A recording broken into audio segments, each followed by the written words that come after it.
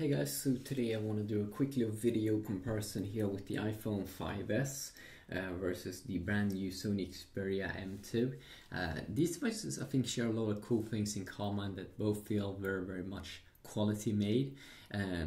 You can kind of get, I guess, the M2 for half the price of an iPhone 5S, which is also pretty epic, maybe even sometimes a little bit more, a little bit better deal. Let's take them out and check them out here. So you can see here, first of all, big display on the Xperia M2, 4.8-inch display, which is quite a nice display actually. It has a TFT display, which is not as good as the iPhone. When you start to shift it, it's not as good viewing angles as phones like the Xperia Z2, but it's still pretty decent actually for the price, or very good when you look at it from the front side. Very good stuff. This one, obviously, this one is even better if you ask me personally. Even, you know, sides and everything looks way better. Yeah. But this one has a 4-inch display, and both, as I said, there feels very much quality because they both have glass front sides here, and then both have like speakers, I guess, down here at the bottom of the phones. And you can also see the thickness here. I can only assume that the looks like the C2 is a little bit thinner, but they might be a little bit, yeah, the same kind of ish. You can kind of see there how it is a little bit bigger, but very cool indeed. If you look at it from the back here, here's a full glass back, and doesn't really seem to move around that much when you are having it on a surface, which is nice. Now if you continue on here to run down the specs, of course, in the iPhone, when you buy it, you get 16 gigabyte variants and stuff like that. It's pretty awesome.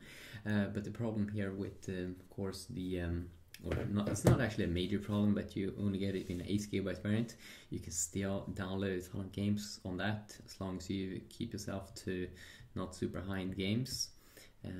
So this one has shipped a Snapdragon 400, 1.2 GHz quad-core A7, which I think is a very bad CPU there, and but then again, you get a lot for the price. It's not that it's bad when you look at it overall. I mean, it's pretty okay actually, but in games like in GTA San Andreas, it's pretty horrible performance, in a really bad performance actually. For a device in this price range, should definitely perform better. You can kind of see here Sony's own UI. The camera here on both devices are 8 megapixels, but it kind of feels like the M2 it kind of feels like a 3 megapixel camera or something, because when you try to focus on things like that, it just looks blurred. It looks fully blurred out, which is a big problem. That's probably one place where they saved a lot of money to get this device kind of cheap. Same goes with the processor there. While the iPhone 5S has a way more of a quality experience here. It takes pictures and focusing so much quicker. But then again, remember, this device cost around 2 times as much. Which is definitely a big thing here. But just look at the performance when you're opening up apps. It just instantly launches, and I might do a speed test, but look at that. It's just not as quick, and you can definitely notice it and feel it and see it when you go over it like that. Of course, the iPhone here also has a Touch ID sensor, 1.3 GHz dual core here. With the G6430 GPU, I think, some kind of quad-core GPU, and you know that every single game out there is going to run amazing here because it's the latest iPhone to date. Touch ID sensor here. It has 1560 milliamp battery. That's actually one place where the Android 4.3 Jelly Bean M2 actually beats it with 2300 milliamps, I think it is, and that's just ton of more milliamps. But then again, Android draws a little bit more power, but overall I think you're probably gonna get a longer battery life experience here on the M2. And I gotta say it, I think the M2 is a very nice phone for its price. Actually, very nice actually. Super nice. Of course, I have iOS 7 here on my 5S, and we maybe should be getting iOS 8 here in the near future, and that can definitely be some interesting things. You can see I both have white menus here as well, which is also pretty sweet. And multitasking here, you have to close manually on both these, which could be a little bit annoying. But yeah, I wanted to do this quickly a video. I might do more videos with these, but both quality phones, and I do enjoy them both.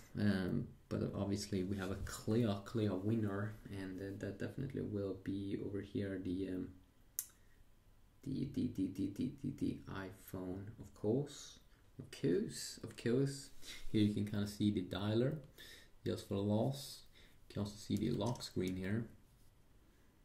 Both have a quick access to the camera.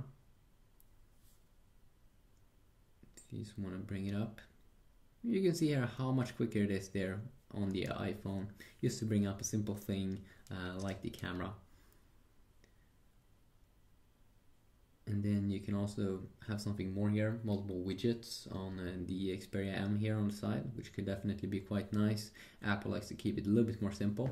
But yeah, quickly overall look here, the the Xperia M2 and the Apple iPhone 5S. Peace out.